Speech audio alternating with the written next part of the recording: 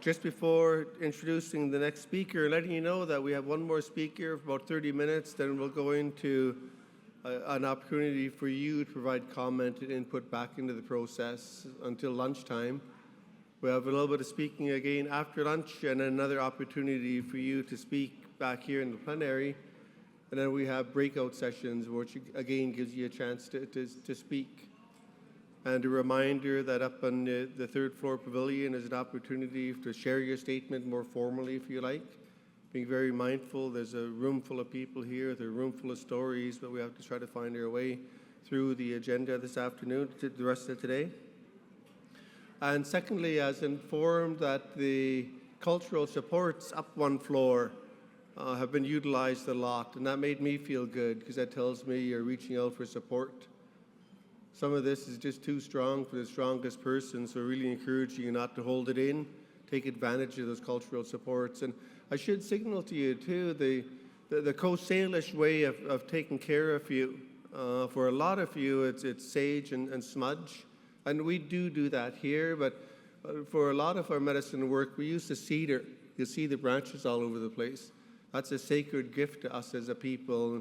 And we use it to cleanse people, very similar to how you might smudge off, but you're brushed with a cedar branch by somebody that's been trained to take those things off of you, but still leave you in a good way. So that may be a new experience for you, but I encourage you to take it on. It's medicine, medicine very similar to the sage. So with that, I'd like to call forward Dr. Marie Wilson, Commissioner, Truth and Reconciliation Commission of Canada from 2009 to 2015. Dr. Wilson will share with us the Truth and Reconciliation Commission of Canada's vision in the creation of the National Centre for Truth and Reconciliation. Dr. Wilson.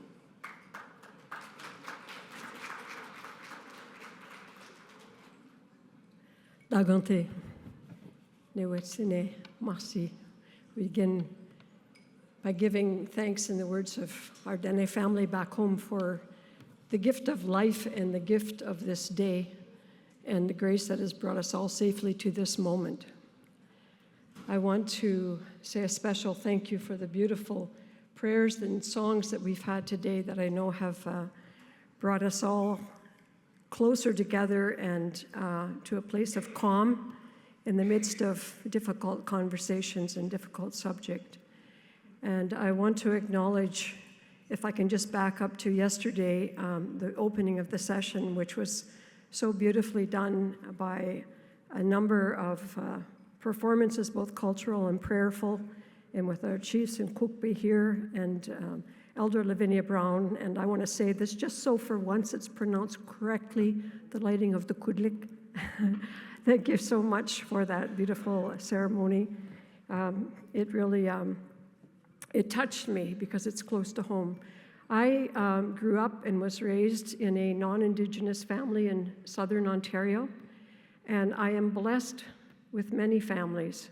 I've lived almost 50 years now, married into my Dene family in the Northwest Territories. We live on Treaty 8 territory at the convergence with Treaty 11.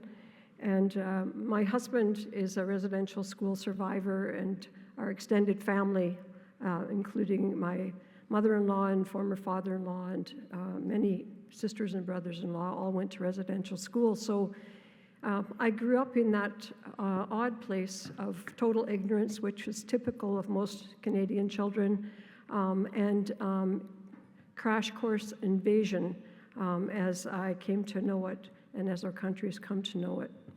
So what I've been asked to do today is, and I'm so very honored to be here, I'm overwhelmed with emotions, I have to be honest with you. And it almost feels, maybe I'll use that little stool. It almost,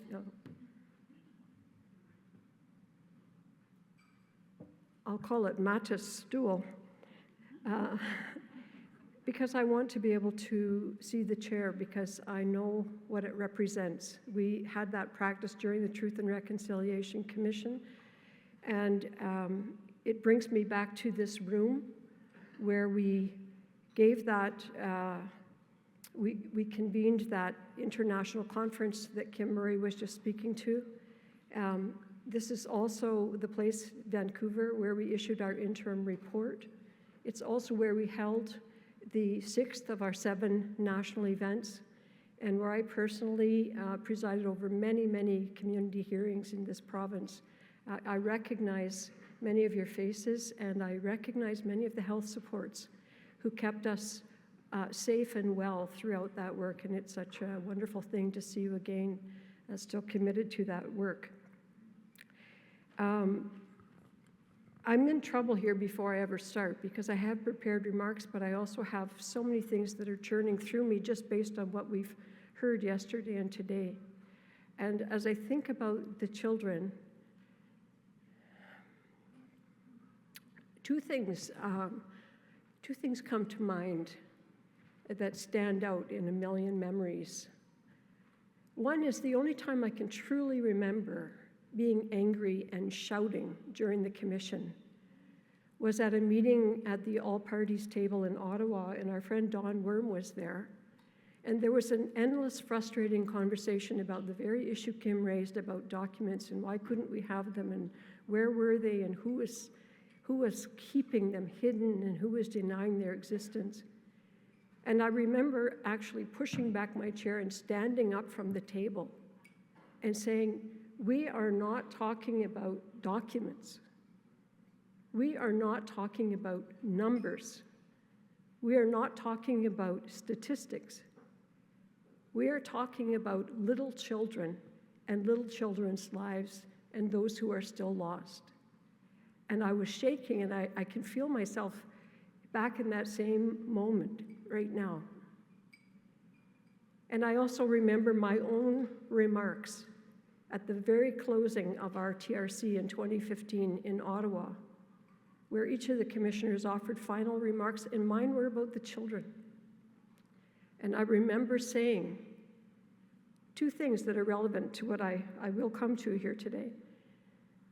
One is that of all these little children, the numbers that we knew, those were the numbers that we knew at that time. That a quarter of those children we didn't know their full name. A third of those children we didn't know whether they were little boys or little girls. And 50% of them, half of them, in what would be considered criminal today in Canada, we did not know the cause of death. And as for where those children were buried, we knew that it was all over the map, literally, and we knew that we had barely begun that work.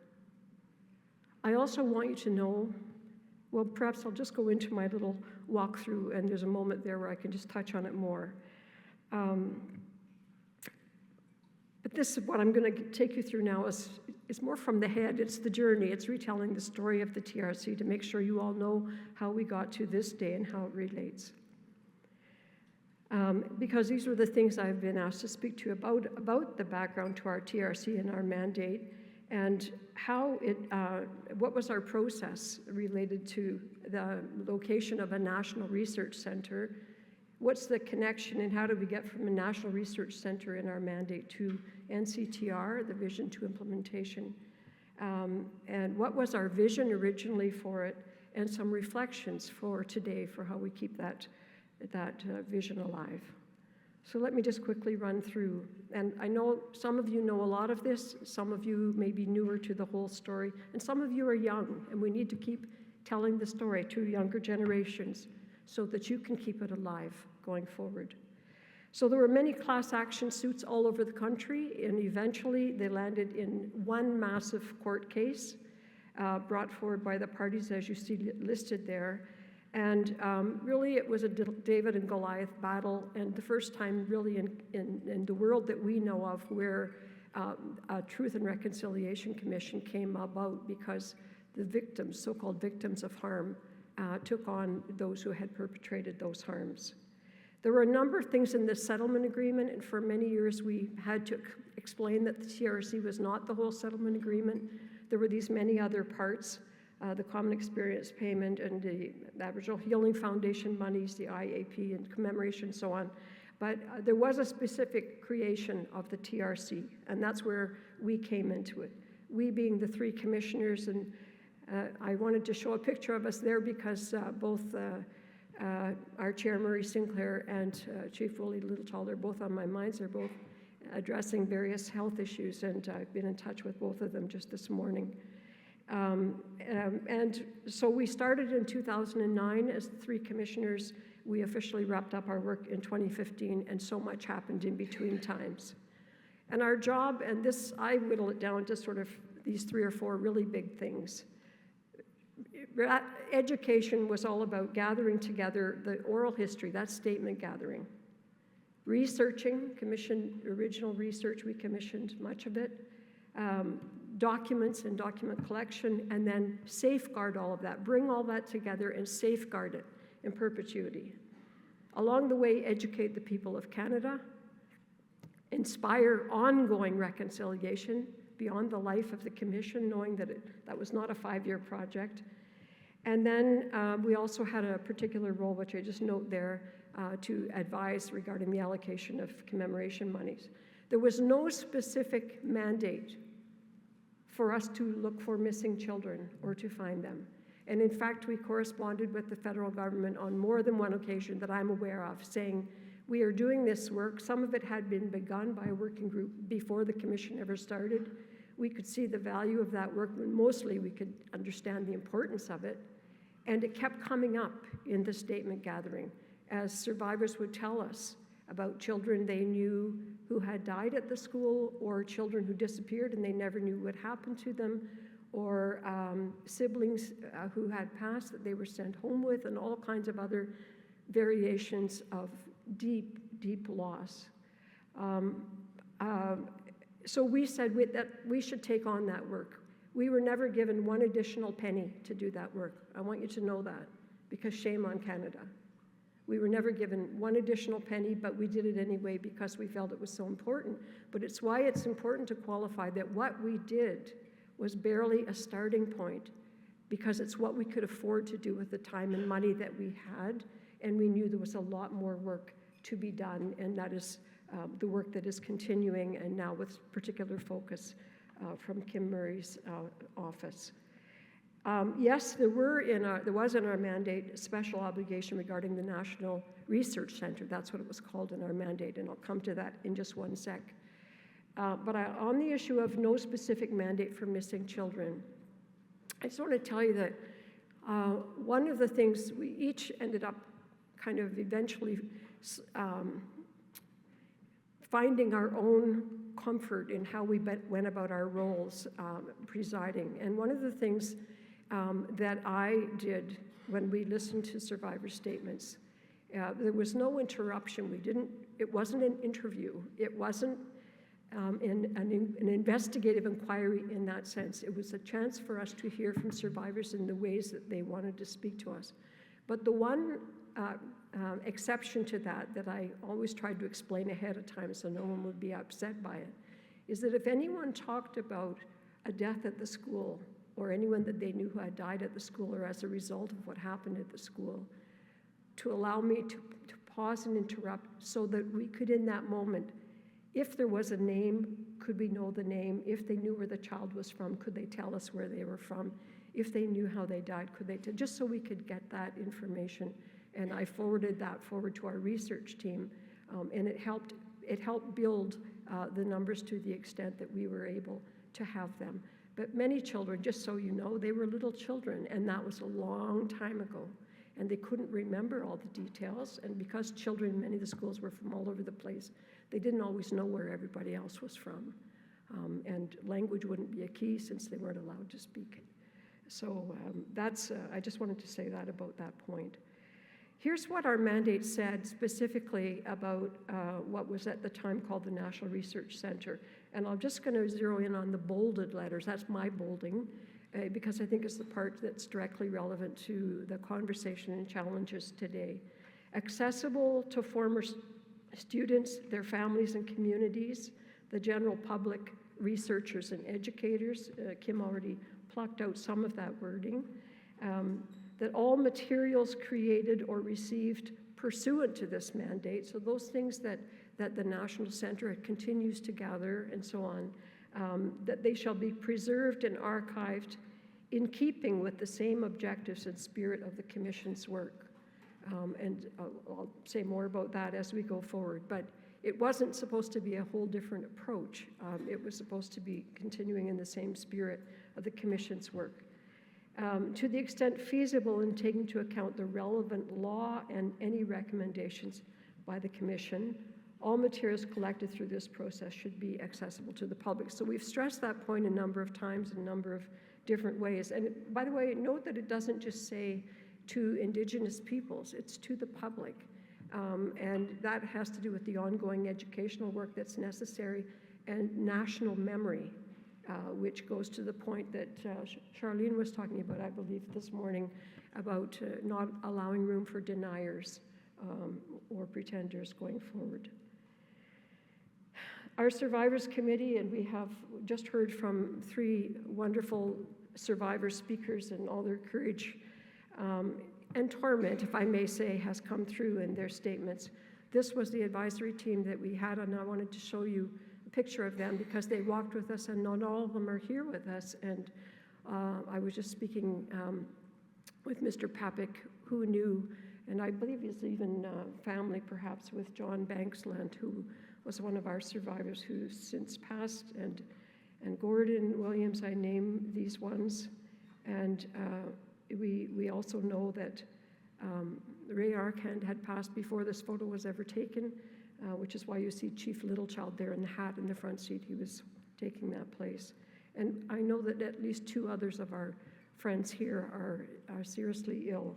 So this is why retelling the story is important, because we need to know that there are other people who know the story and will carry it forward. So very, very quickly, this is 6.5 years of work and 7,000 statements, and it's a whirlwind, so it feels disrespectful even to try to put it in a single page. But we did over 200 community events in addition to the national events that you see listed here. And we had huge uptake, growing uptake, which was the really encouraging part as we went across the country. One of the really important things that we got lucky on really is webcasting, and all of that was really just taking off as our TRC was birthing. And so we got to share our work with a much wider world, and it was always hugely uplifting to survivors to know that the rest of the world, the rest of the country for sure, and the rest of the world was paying attention, supporting, but also learning from all that they shared and taught. And then we also had education days, bringing Indigenous and non-Indigenous youth together. We had a huge one here in BC, and I know that that practice has been not only continued, but hugely amplified by the National Center for Truth and Reconciliation in ways that continue to reach thousands and thousands of kids. I just want to give you a little sense of that for those of you who are not able to be at any of our gatherings. Here's a very short little video of those children. And I'm sorry, there's a little lip sync problem on the video, but the audio is very clear. So.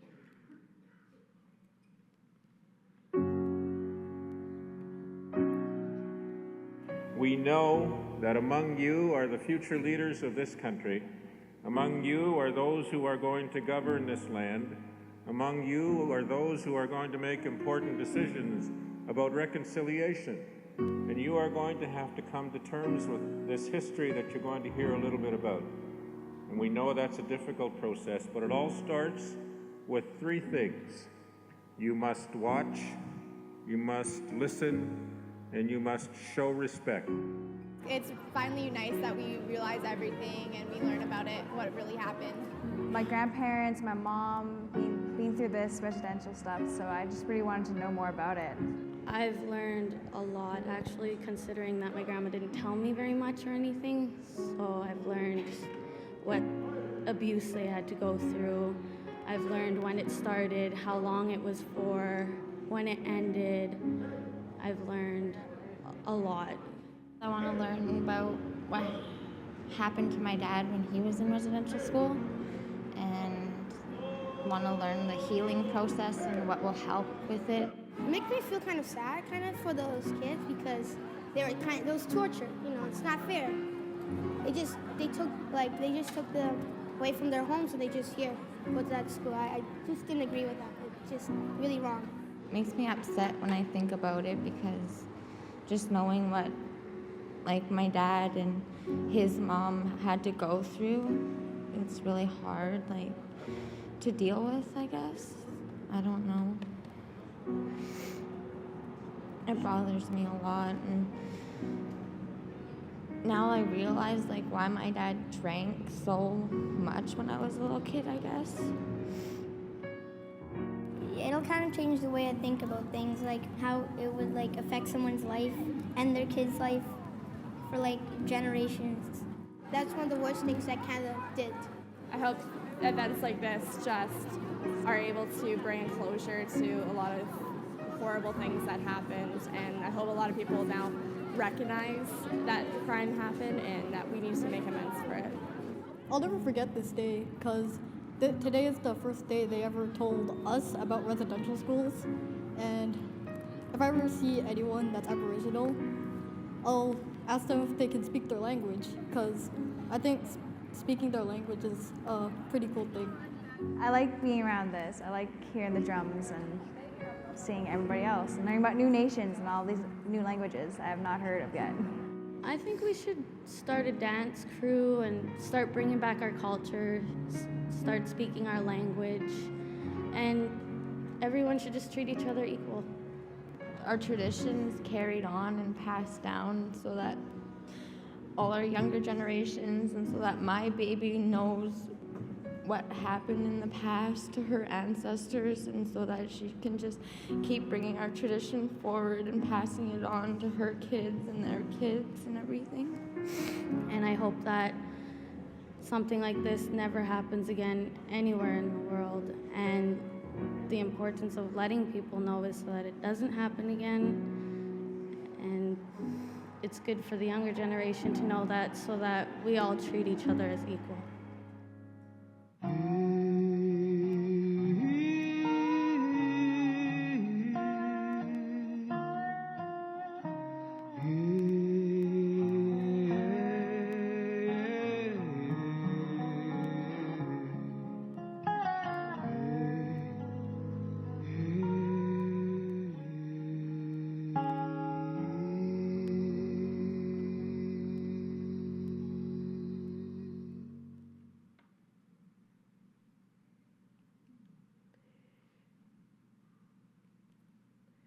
So I'd like to show that video because I think it's an important reminder to us, not only what are we trying to do and what do we expect of each other, but what do our children expect of us? And to be reminded that it is for all of our children that we do this work. Our findings, you know many of them. I don't have to read this quite lengthy sheet, but you'll see again that I've highlighted the parts that are directly relevant to the missing children. And it has to do with either the issues of cause of death or suspected cause of death. It has to do with the issue of unmarked grave sites and burials, and has to do with just the range of causes that if not known. So we know that the staff was largely, first of all, unqualified, but also unsupervised. So the kind of neglect that could happen, the violence that could happen, the corporal punishment and criminal punishment, I would call it, because that's really what it was in many of the examples that we heard about. Attempted runaways, so children who didn't all survive those runaways. And I think about cases that are well known in the part of the country where Mr. Patrick and I live, where children froze to death, and drownings, and the elements, or just being lost on the land. But the buildings themselves contributed significantly because they were often substandard, and they were basically disease harborers in many of the decades of the schools. And then the poorly recorded deaths. Kim mentioned the inconsistencies between what the church said and sometimes what even the church official record said, and what a local church building might say in its own records were different from what Indian Affairs said. And So the problem, and this is very, I want to just pause because it's very relevant to the work before us. Some of it is identifying, and some of it, if you'll forgive the really terrible phrase, is piecing these little lives together again when you've got scraps of information. 5 scraps of information, is that 5 little children? Or is that 5 pieces of information about that same child? So it needs careful cross-referencing to be able to look into all of that. So then the process itself, and I'm going to do this next part quite quickly. Kim's already touched on it. We had this massive international conference, 16 countries as I recall, but there were 40 plus speakers. And they were all talking from the perspective of lessons learned. Of course, they had to tell us what their particular story was. But there were a number of recurring themes, and that's what I really want to zero in on. The right to the truth as a foundation, the duty to remember. The duty to remember is a foundation. The importance of national memory. The importance of having a trustworthy custodian or host. Accountability to victims and families, and to the nation and to the world. Security and capacity, both to afford and to protect and manage archives. And I know NCTR has had an early front-end struggle to try to get the resources it needed and the people and staffing it needed. Clear access rules for the holdings, and that those be not only clear but fairly applied. That there be accessibility of the host to the public so that people can ask about and seek the answers they need. That there be experience in both dealing with the public and managing access. And that there be independence from government, institutions, and what I've referred to here as invasive legislation, things that get in the way of being able to do what the spirit of your work is trying to have you do. And on that, by the way, on the role of institutions, we heard pros and cons, because there definitely are pros. If you spend all your time trying to build a machine, you don't have a lot of time or energy left to be doing the work. And which, by the way, was relevant to us as a commission as well. So what did we do next after that extraordinary conference? It was the biggest single event we had, by the way, apart from our national events. And our friend Don Worm, who was our chief legal counsel at the time, was one of the chairs of that event. But it was huge, and with their advice, we came to the decisions we had to make, and we put out a call for interested organizations. University of Manitoba was the winning proposal, but they didn't stand alone. They had I said 25 there, and I think that's actually not right. I think they were looking at a long list. I think there ended up being 15 or 16 that were involved in the end. But there was a core commitment to expand, to continue to expand, and that was always about the issue of accessibility. Not everywhere in the country, for example, has a university, but many places have friendship centers, for example, and so portals to access could be lots of different places. So then this was just the ceremony and the name change. So you hear reference to the National Research Center. The name became the National Center for Truth and Reconciliation. But they're not the same thing, and I think it's a disservice to all of us and confusing to interchange them because it's a different purpose. So our vision, I've zeroed in on key sort of value words there. And these are just my last couple of slides. If you will, Tyrone, I know you're giving me the sign there. Sacred. We had ceremony for the conveyance of our holdings, and I know that the NCTR has had ceremony a number of times in their work throughout different milestones. Because we told survivors when they gave their statements, I personally made a promise. We receive your statement as a sacred trust. We will take care of it. We will make sure that it is not forgotten or lost, and that it is well cared for. That it be independent. And why? Because when we were dependent on government and churches for records, they didn't give them. Kim reminded us we had to go back to court and fight. We lost a year of our time and a lot of our money doing that. A lot of your money, since it was survivors' money that paid for the commission. never again to be hidden, denied, destroyed, or withheld. So now that we've got it, how do we make sure that we can have access to it? That it be national, and very important that it be that, because there were residential schools in every section and every part of this country over the course of predating Confederation, in fact, there were residential schools. That it be accessible, and we've talked about that a number of times, that there be continuity of spirit. So the principles of reconciliation, which we articulated, the UN Declaration's already been mentioned, and the right to know, but also continuity of people and vision. So survivors had talked about the importance of commissioners staying involved, the partners staying involved, the parties to the settlement agreement, who are big stakeholders in all of this and hold a lot of information. And then the continuation of the work. This is not, okay, now we're done, here's the stuff. That was never the thing. We are done our part. We are conveying to you the responsibility to continue the work. That was the spirit of it. And so knowing that there would be more data coming in, not everyone got a chance to speak, either because they weren't ready or they couldn't get to one of our events, or they just couldn't handle it at that point. So going wide, I've called that, but also analyzing the data. So gathering, analyzing, and sharing so that it's available. We used to say in the industry I was in for many years, which was the media, news we can use. How do we make sure it is that, and that it is gathered, analyzed, and we know what the evolving story is. What is the evolving story? So I've just listed here as a final thought, if I may, just some questions. They're questions, really.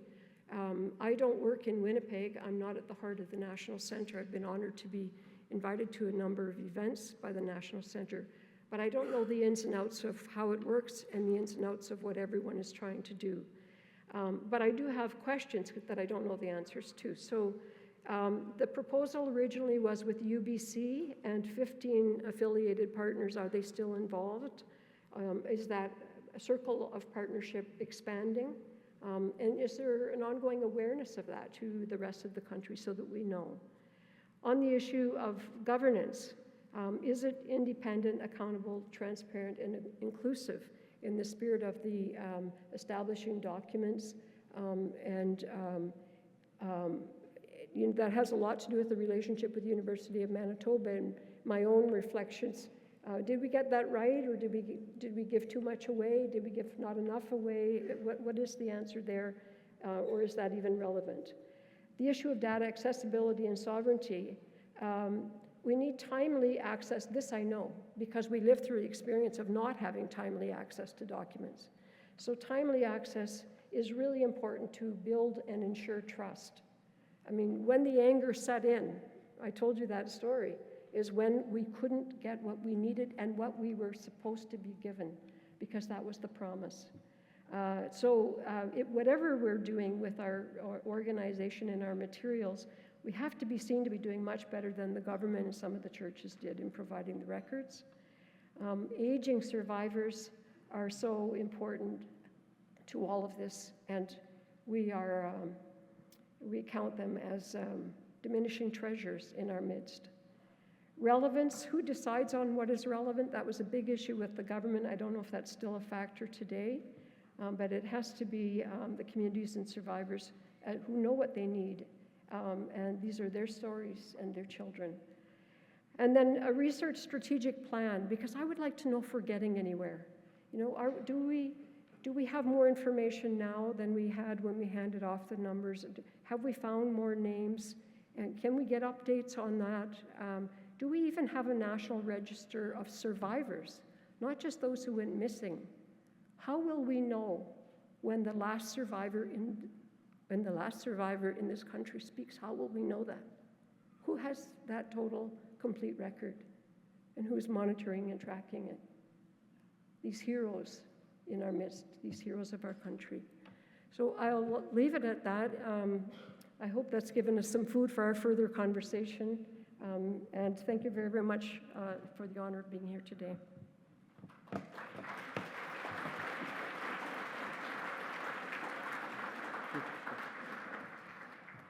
Thank you so much, Dr. Wilson. We're going to immediately transition into about an hour of you providing comments or questions or advice, whether they respond to Dr. Wilson's last set of questions or anything you might have heard last night or so far today. There are 2 microphones on my left and my right. I encourage you, if you have any questions or comments, go to a mic and I'll call you. But also adding, if any of this has sparked a memory in your mind that you want to share a little bit more formally, I encourage you to grab one of the white T-shirt helpers and go up to the 3rd floor to record it appropriately.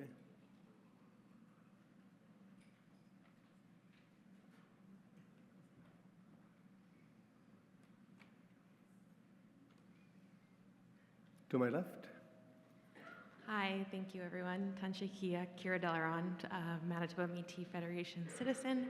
I just wanted to acknowledge all the survivors and elders and knowledge keepers in the room.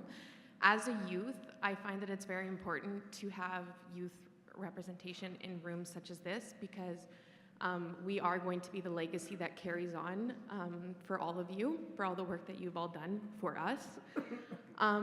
It's not really a question, it's a comment on when we engage youth in these sorts of gatherings and these sorts of rooms, I think the importance is having there be a space for the elders and the survivors and youth to come together to connect. Because in large rooms like this, it's sometimes difficult to find people or to know faces. But I think allowing for those engagements with our youth and with the survivors and elders will be the piece that carries this forward, and the work that all of you have done to date. It would be very important to have spaces like this to continue. So I wanted to thank you all again. Thank you all for your sharing, and thank you all in the room today. Merci. Merci. Thank you so much. I will comment that the organizing team is making every effort to learn from each event, so I wouldn't be surprised at the next event they've got an elders and youth room and space and survivor space for you. To my right. Tanse. Maski ka na mo tansi ka tigon. Eugene Arcand, Muskeg Lake Cree Nation, Treaty 6 territory. Number 781.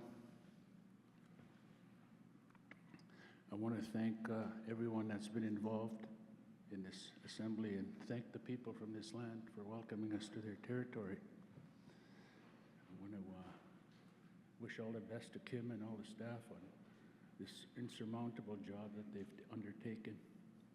I want to take this opportunity also to thank Marie for her presentation, but it's important to also clarify a couple of situations that are consistent with what she shared, but incomplete. I was in a few of those pictures. I had the great luxury of being hired by Charlene Bellew back in a day when we were talking about opting in and opting out. I wasn't ready for that at that time. I want you all to know that the name change to the National Center of Truth and Reconciliation was made by Indian residential school survivors.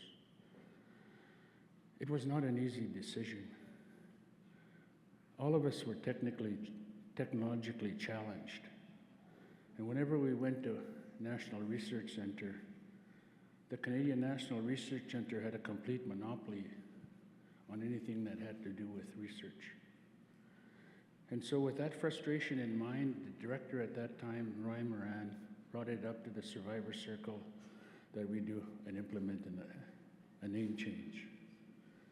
We agreed with the first 3 words, National Center of Truth. Reconciliation was difficult because then and now we still try and figure out what are we trying to reconcile. What did we do wrong?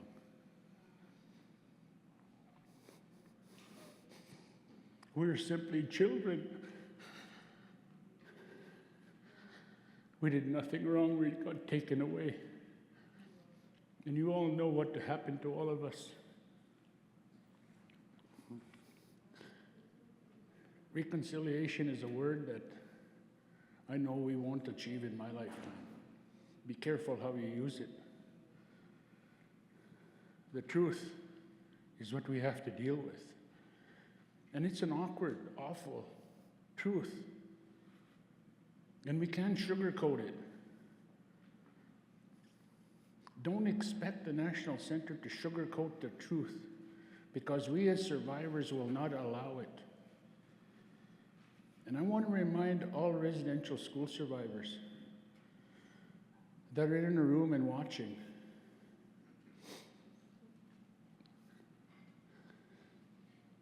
that this National Center, other than this project right now, the interlocutor, and I shouldn't call it a project, this mandate, the National Center of Truth and Reconciliation is the only living legacy of the work of the Truth and Reconciliation Commission. We as residential school survivors, this is our chance to be a parent again, because we know we screwed that up. This is our chance to be mushrooms and kookums again. This is our baby. This is ours. It's not some government agency that we can kick the hell out of and use as a political football. This is us. This is our center. It's up to us to take care of it. It's up to us to make sure that it's strong, that we solidify our base, and this information, this intellectual property is property accorded to us. We can't have people. Thank you.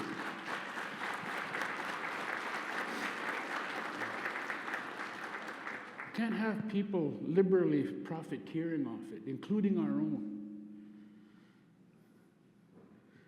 We have many projects going across this land, and what I see I'm not liking right now. We can't have another decade of having people live off our misery. If you're going to talk about us leading the way, be serious. Be serious. There's only a few of us left. The center is sacred to us. Take care of it. Don't kick the heck out of it. Don't beat up the staff. They're doing the best they can.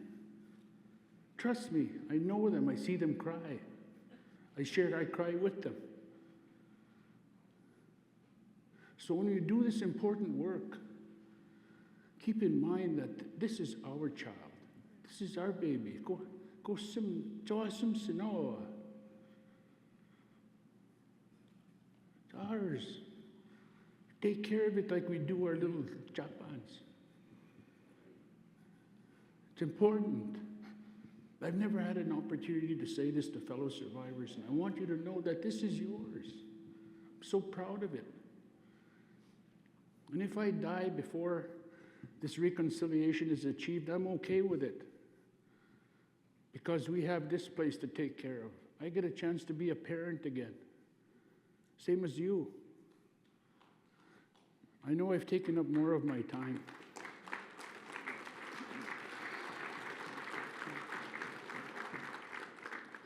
Kakio tamsgad no naskum no kakio. Ego minawa ximanto. Kama mo te pizzaget. Wistamini naskum magakio mo te peto taihwa. 20 years ago, I couldn't say what I just said. And if this old man, who was a drunk and a druggie, took on all comers, can't think straight today, can learn their language, every one of us can. Tamskat no, naskum no, hi.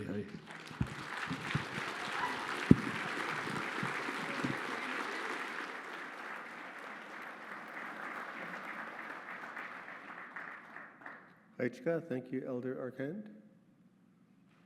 Would anybody like to respond in any way? You don't have to, it's just an open question to those on the stage. Thank you for calling me elder. I haven't achieved that status. I am a knowledge keeper. My number is 781. I'm still just an old man. I want to be an elder someday. Thank you. I'm sure you will be. Thank you. We'll stay to my right.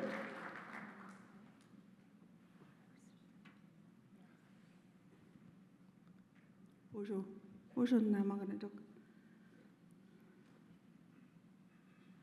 Nigane benesi kondishnikas, pagunegi shikimego. Long Plain Donjiba, Manitoba. Maingandode.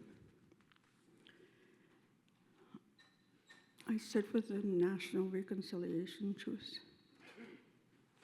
as a board member, as a survivor. I began years ago when TRC began in 2009. And as I stand here, I want to say that it's going to take a long, long, long time for us to move beyond this. I feel fortunate that I'm here, that we can talk about this in this room. I feel very privileged. Back home in my reserve, we have many, many residential school people, my generation and older, who haven't even been named in our community, never mind provincially, never mind nationally. And I think that that's a really important point that Marie raised, to recognize and at least have a record of who went to residential school and where and how long. Miigwech.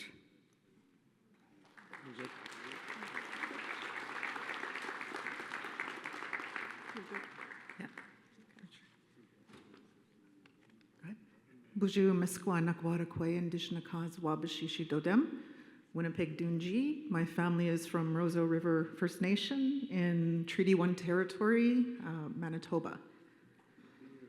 I just want to say miigwech for welcoming me to your territory, the beautiful songs and culture that you shared last night, truly moving to the heart. And seeing those little ones, I was just totally uplifted and prepared for the journey. And Yvonne is here. She's been around since the days of the TRC, and honor and respect you as well, too, miigwech. I just wanted to give you a little bit of an update and introduce myself. My name is Stephanie Scott, and I'm the Executive Director of the National Center for Truth and Reconciliation.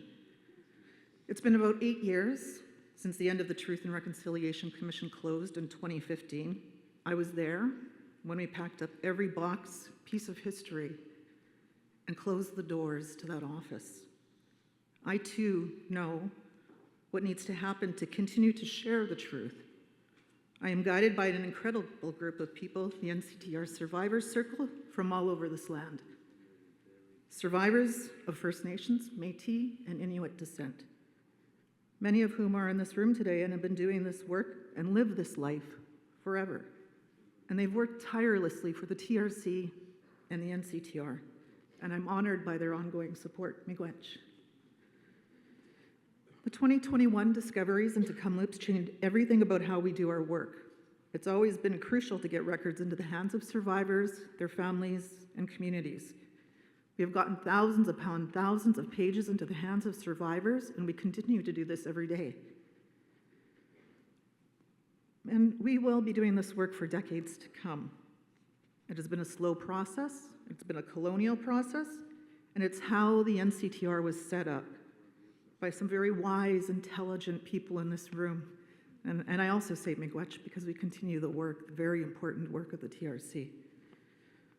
It is for that reason that we are working with Honorable Sinclair as Elder and Special Advisor to reimagine what the colonial legacy is, can be, and change to honor Indigenous laws and remove those barriers and immediacy, something that was not done at the time the NCTR was born.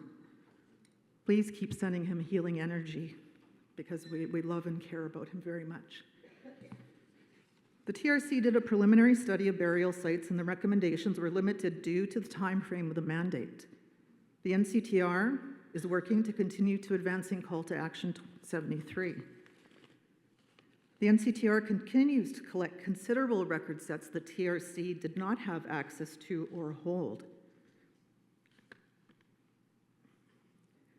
There are millions upon millions more documents to come, and the team is working closely with the federal government to gather records previously unreleased to the TRC.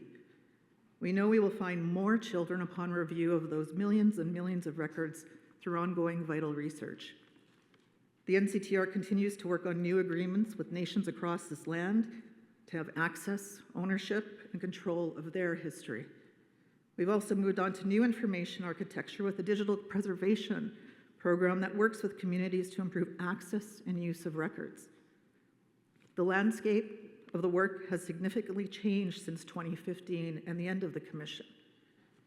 We are the child that was born from the TRC.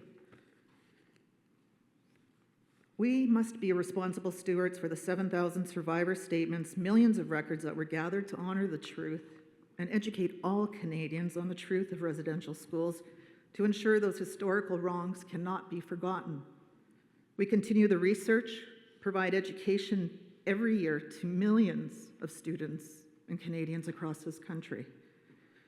They need to know about our power and strength. When the TRC ended, they had over 3,000 names of children unnamed and those who died or went missing from the residential schools. The NCTR continues to do further research into the archive, and we now have 4,120 names on the National Memorial Death Register. Our head of archives has been leading further research into these records, and we know the number will grow at the end of the spring when we release new information.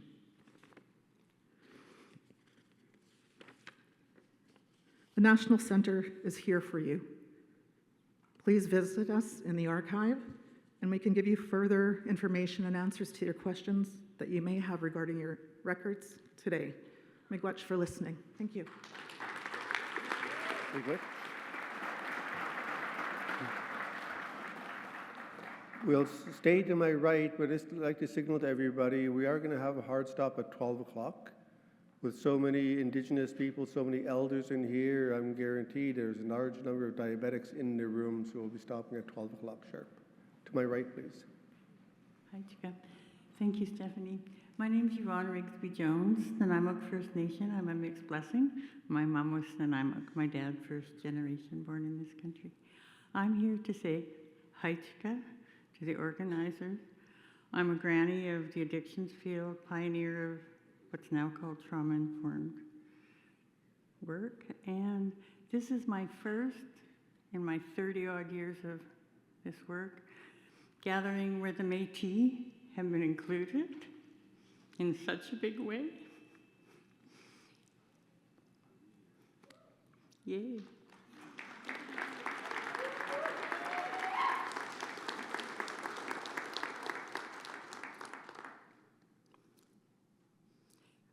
I've known that Métis children were at residential school, and I just really raise my hand that you're showcased along with the other survivors. It's about time. Thank you. Thanks, Cassian.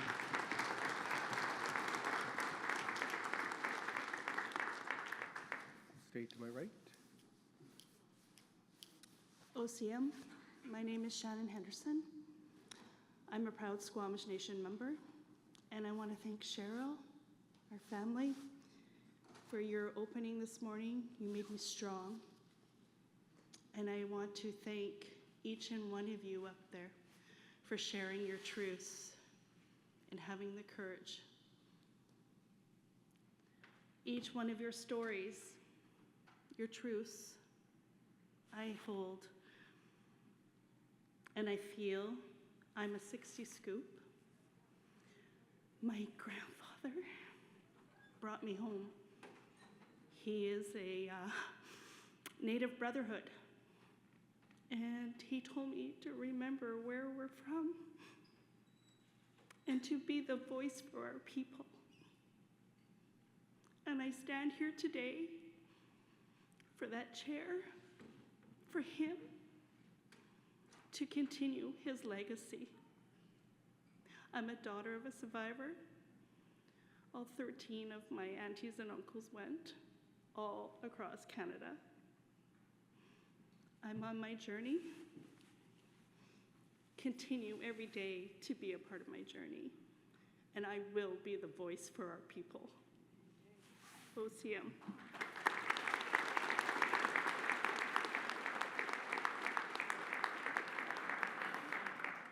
Aichka, Shanna? Not that it's a competition or anything, but it seems like only the right side of the room is going to the right microphone. We'll stay to my right. Wade Huidip, Phyllis Webstad, Rensquest, Stocham Chatlum Slakwin. Hello to everyone here today. I'm Phyllis Webstad. I'm from the Kennew Creek Dog Creek First Nation. I am Shawetm. Our villages are located along the Fraser River, just outside of Williams Lake, BC, which is about 7 hours north here of Vancouver. I was looking at the list of the events of the TRC, and I attended the one in September of 2013.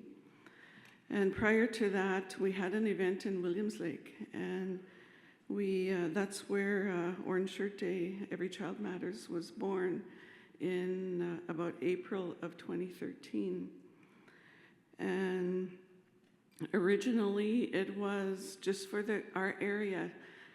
It was in response to Marie Sinclair's challenge to Canadians to keep the conversation happening after the TRC wrapped up. And so we decided we'll have a day in the area to talk about what happened at the St. Joseph Indian Residential School outside of Williams Lake, about 20 minutes. And we chose September because that's the time of the year that the children were taken from their homes and their families. We thought about June, we thought about February, but we always came back to September. And we chose the 30th because we wanted teachers time to settle in and the students to teach the children about the history, and we wanted time for us to plan an event. And we thought we need a slogan, we need a phrase, we need a saying, and we tossed around many. But when I talked about how my grandmother had bought me my orange shirt, I was third generation. Granny went, all of her 10 children, Granny's eldest grandchild, and myself. And when I told my orange shirt story, I talked about how that year that I was at the mission, how I felt like I didn't matter. We could cry ourselves to sleep. We could be sick, we could be hungry, we could be tired, and nobody would come and tend to us. So someone suggested, well, why not Every Child Matters? Based on that story of how I felt I didn't matter when I was there. And the more we talked about it, it also included survivors. Survivors were children when they were at these places. It included them as well. And it included the ones that never came home, that we're talking and remembering today. So Orange Shirt Day and Every Child Matters was created to honor survivors and their families and to remember those that never made it home. And that's as simple as it is. I know we at the Society, it sometimes kind of gets complicated, but we always bring it back to that. And to my left is our president, Shannon Henderson, and Mary as well. She's on our board, and our executive director, Blair. And I know they have my back. They're behind me. And that's the kind of people I need around me. And so I just wanted to share that about how Orange Shirt Day started. And this year, 2023, is the 10th year. And we're having some plannings in Williams Lake. And it's like I heard Eugene Arcan say, I'm on the Survivor Circle as well, that it'll always be Orange Shirt Day first. So what I say is Orange Shirt Day, I take a pause. Then I say National Day for Truth and Reconciliation. It's not a competition. It's the same day, and it'll always be Orange Shirt Day first. So, Gukshjam, thank you. Gukshjam, hello.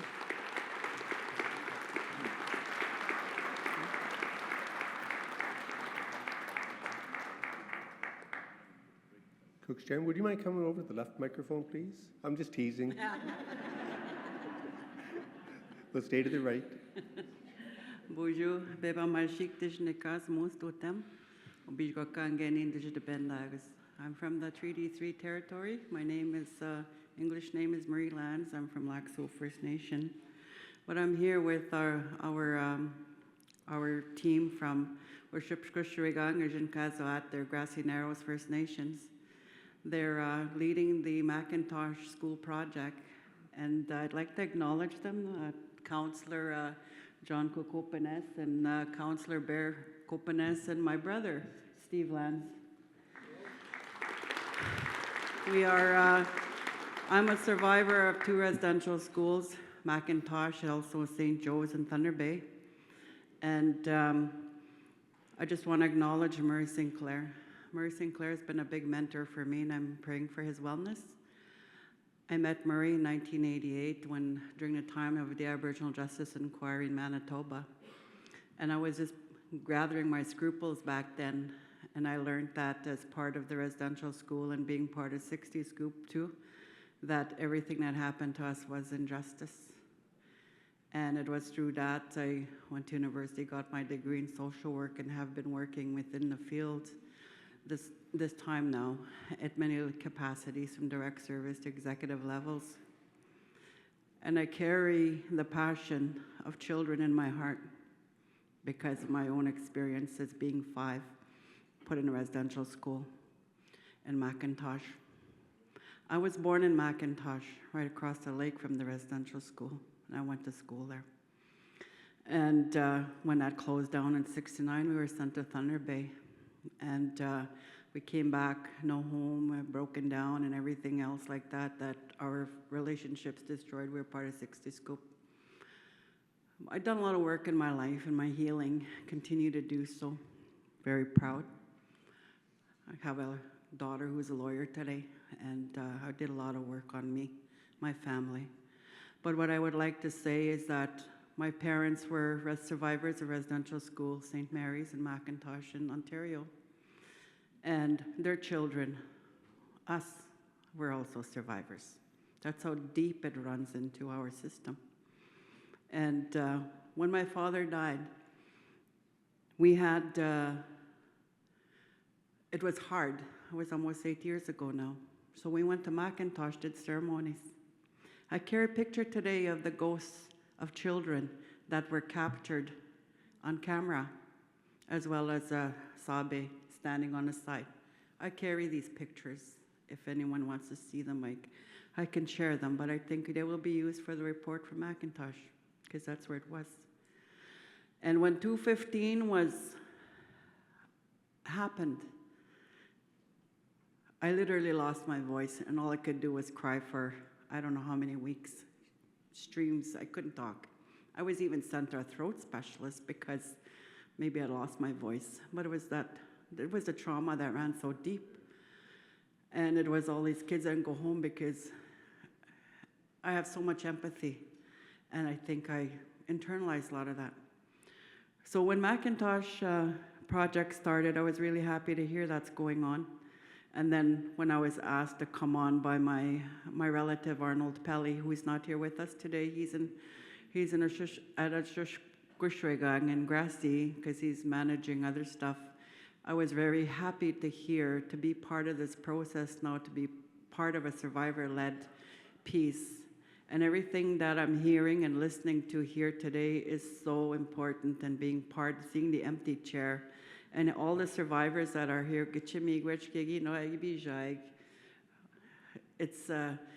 I thank you very much for coming. I regained my language.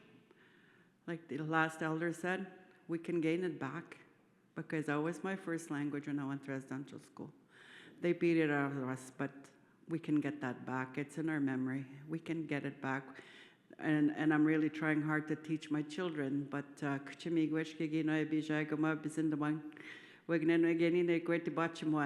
you for listening to me and what I'm talking about.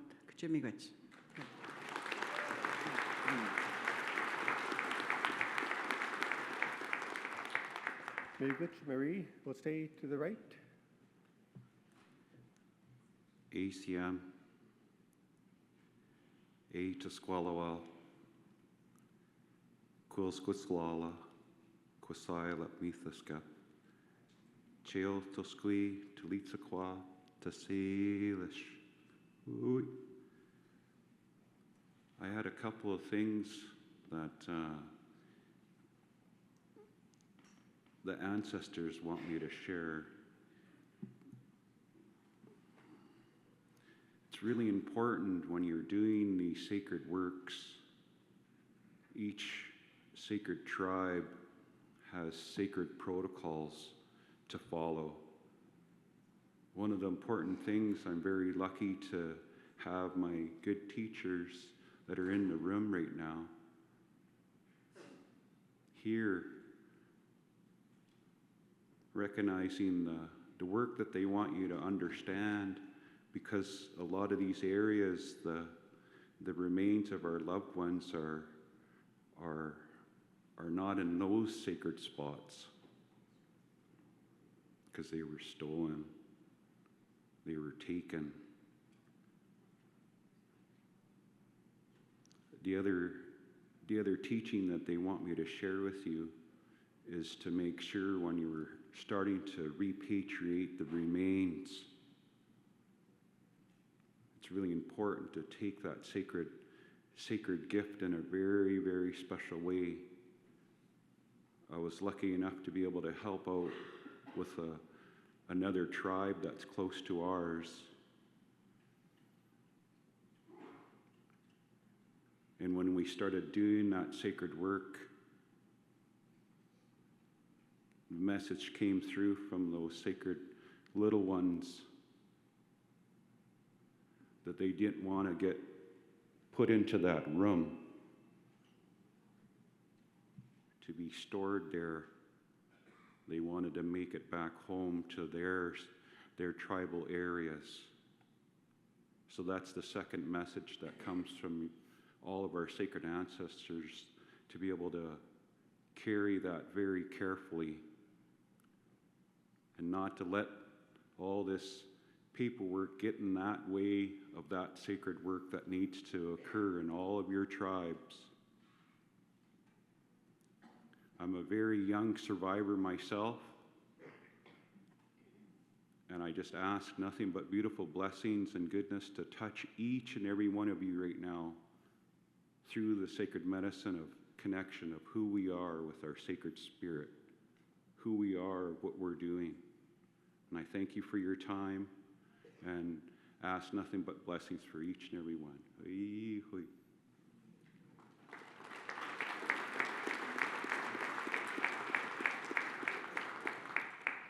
Haitchikasiem, to my left.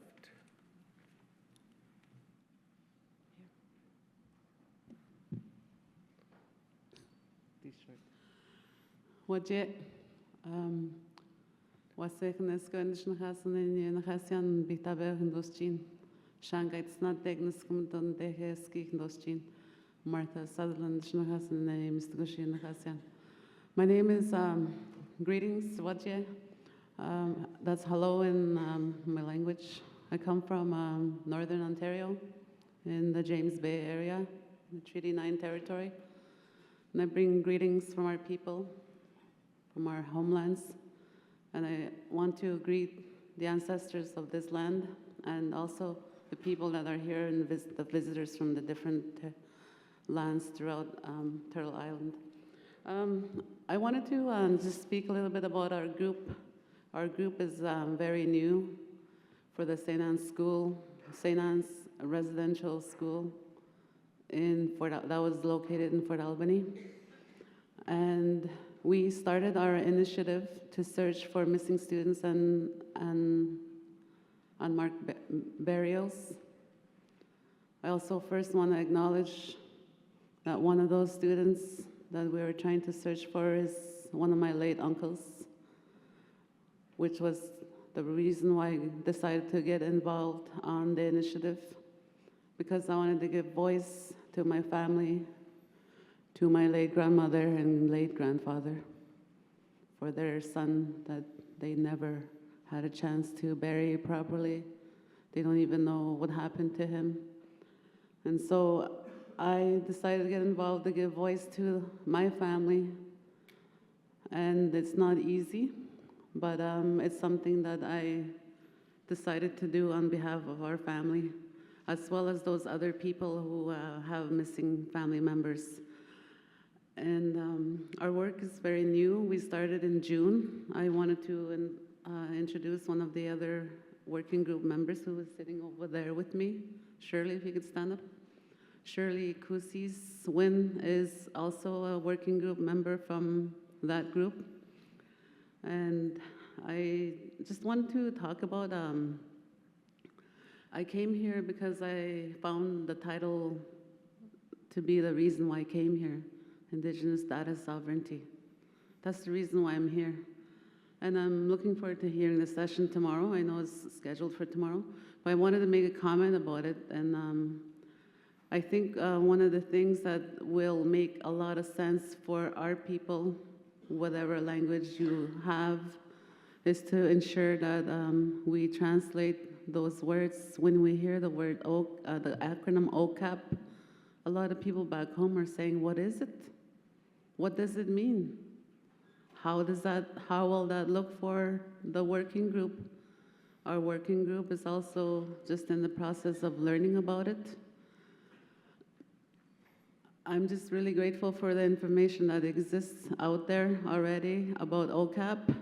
And my question about it, I guess, is I wonder how it looks for First Nations and other First Nations communities when it comes to OCAP. That's my one question. And the other thing I think is also very critical is to translate the terminology so our own people understand what OCAP even means. Our leaders are even asking back home, what is OCAP? And you know what I mean? And it's just, I know it's not a new idea. It's about protecting, it's having ownership, and also having that intellectual property rights to our records and ensuring that our people can access the information they need to make sure that we protect our stories, our files, records.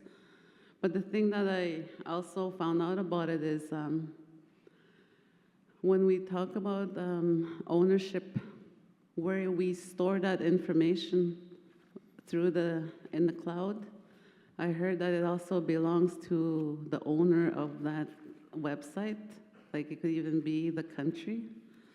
And so that's my question, is how do we ensure that we protect our information when we're all in a digital world now, and that's where we store everything. But also, I think the other piece that would be critical in, like this lady that started off our morning, she talked about her, what she was wearing as Indigenous data sovereignty.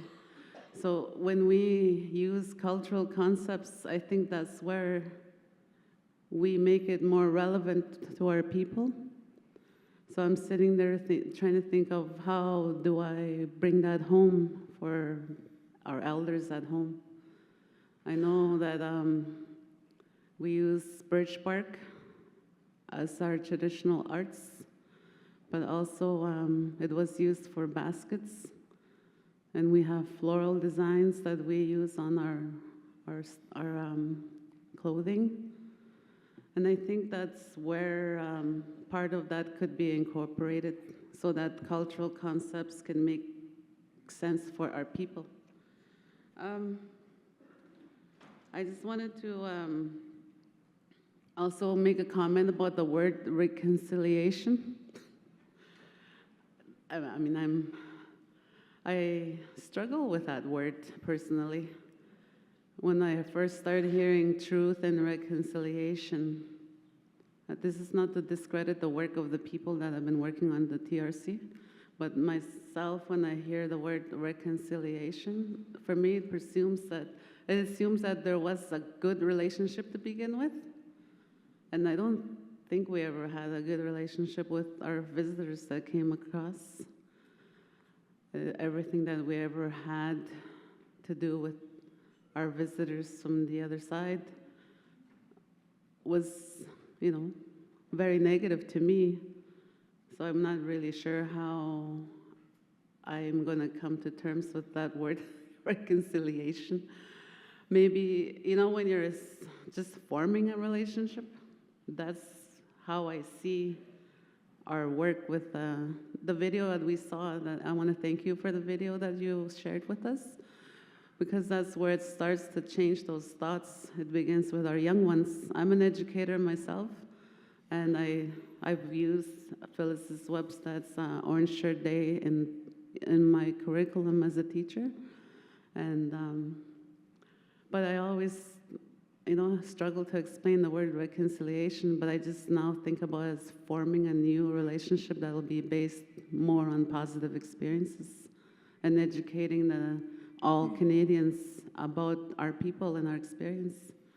So that's, I think educators have a big part in forming those new concepts, new ideas, and new relationships with all Canadians. Because when we have public policy, I think they always come down to serving the best interest of all Canadians, right? So when we want to talk about policy to improve our lives as First Nations people, it's not really a priority for the people in government when it's not serving the best interests of all Canadians. So anyway, I have hope in the future generations, though, that they'll have a better relationship. So I just want to thank you for taking time to listen to me, amigos.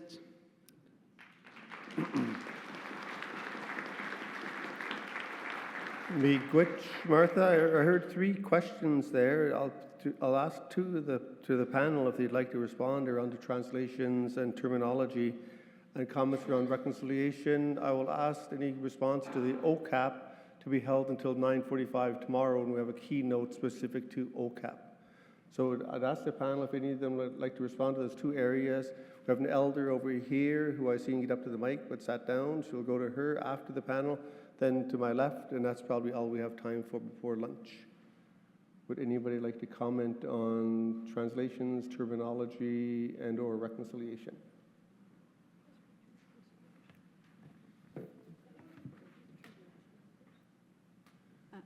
Okay.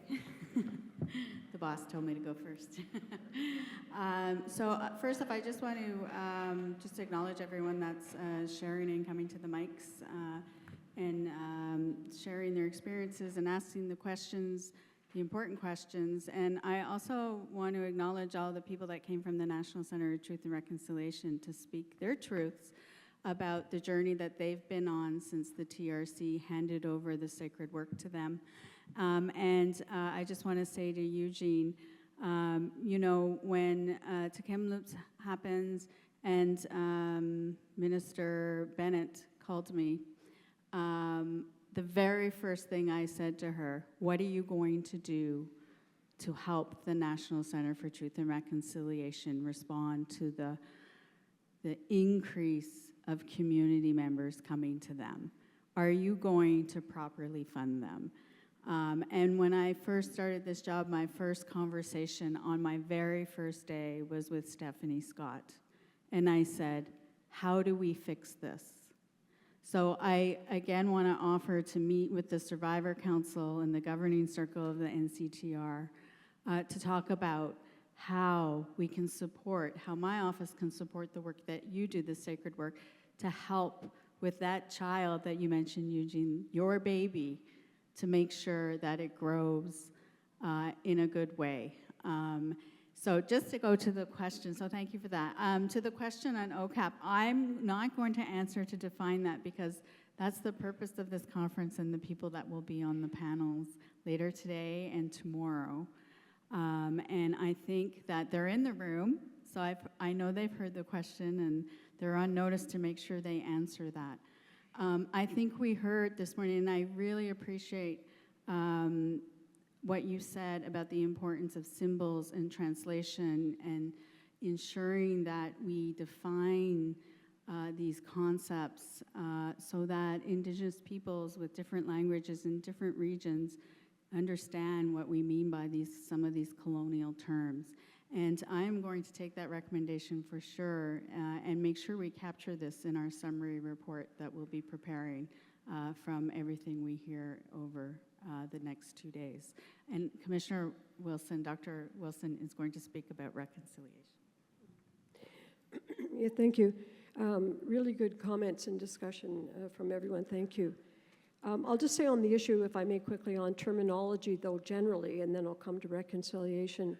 It's one of the things we struggled with throughout the commission as well, because words are so limited, and they can be limiting, because we hear them the way we understand them, and that isn't necessarily the fullness of what other people mean when they use the same word. One of the very simplest examples was the word survivor itself.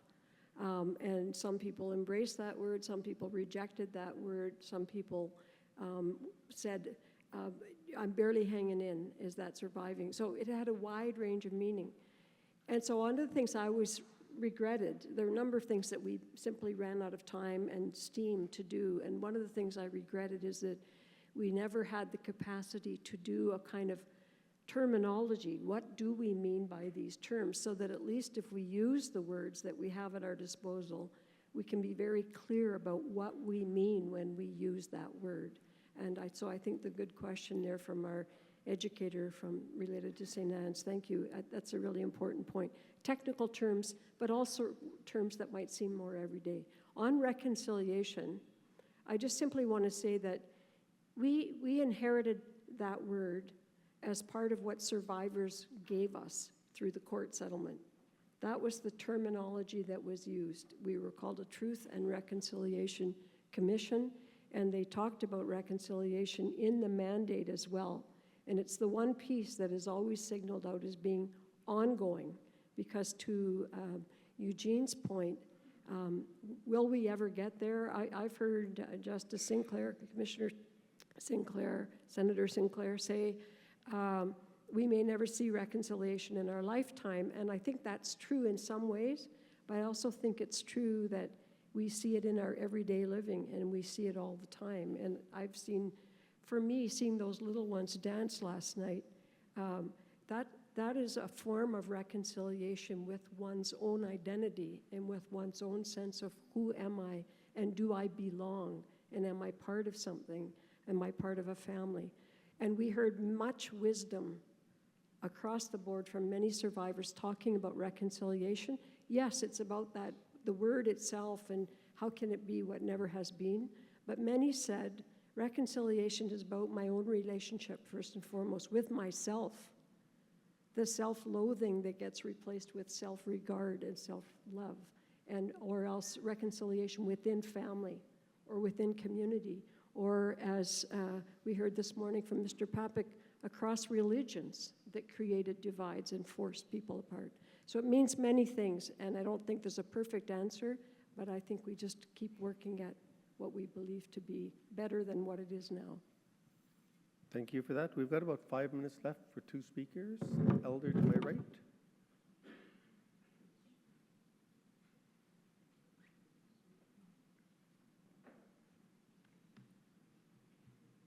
Bonjour. Bebde kweden gini de on sabe kwenda gigondo de mawe shike gini nginot magna. Ne domine singini binja ba kam kong binja ji carboni audition card area binja kubnigo. I just wanted to speak briefly about the database and research center, because I'm really hoping that any place that these documents are going to be held would either be, the head office would either be on reserve, in one of our communities. I don't think it even matters where, as long as it's held by one of our First Nations. I think it's, we don't want it to become part of a university database where, we may lose control of it, and it's all part of OCAP, the ownership, control, and access and possession. And I think that the database of the survivors has to be, something we really have to put priority on, because like my sister said there, we don't know how many survivors are left. We don't know. Many of them don't even want to come forward. They chose to forget what has happened to them and not be a part of this. They don't want anything to do with it. But I think, the database would be a form of commemoration for all our survivors, those that have departed and those that are still amongst us. The data research, it should be by our survivors, for our survivors. I think that's so important. We can't leave anybody behind. Miigwech. Miigwech. Keep in mind, we have more opportunity later today and tomorrow for more dialogue, but the last comment for now to my left, please. Kayla Kessler, Squamish, Musqueam, Tsleil-Waututh. I'd like to raise my hands to Charlene Bialiu. I've had the honor of being able to listen to your story and stand behind you today as you talk to your grandfather. And I'm here alone. I've been here to many of these events alone, but I'm here in memory of my grandfather who attended St. Michael's Indian Residential School in Alert Bay, BC, my grandmother who attended residential school, and my aunts and uncles who attended Port Alberni. My dad was a part of the 60 Scoop in the boarding home, and I am an intergenerational survivor.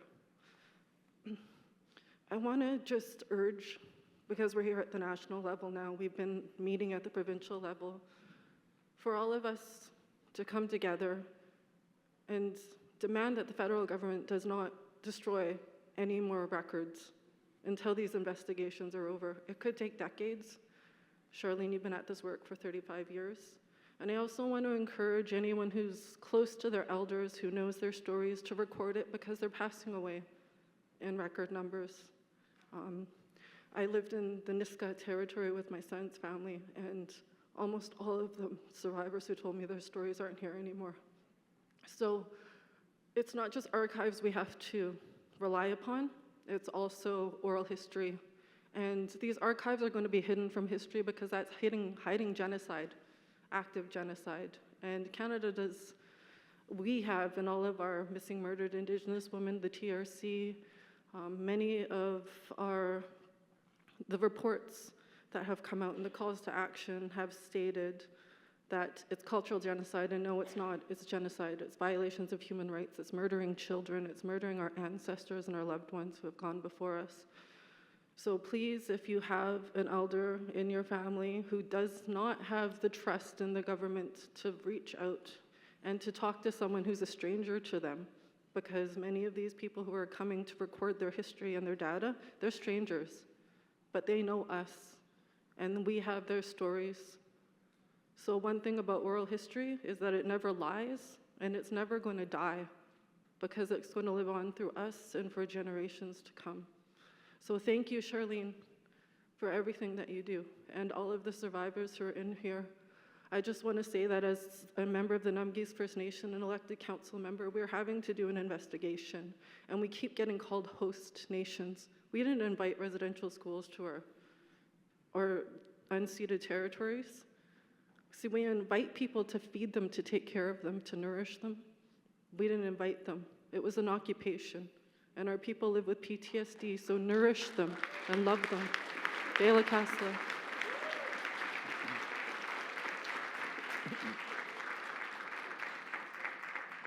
Kayla Kessler, just before turning it over to Gwen to get us ready for lunch, I just want to signal to you, you notice Kim Murray left the room.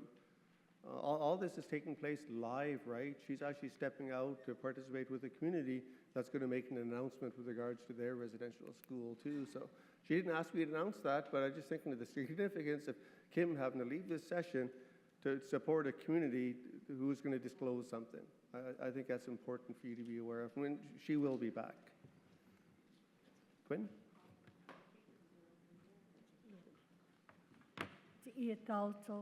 Tyrone, again, I thank each and every one of you for this morning session, and as well, if we could have a thank you by a round of applause for our amazing panel.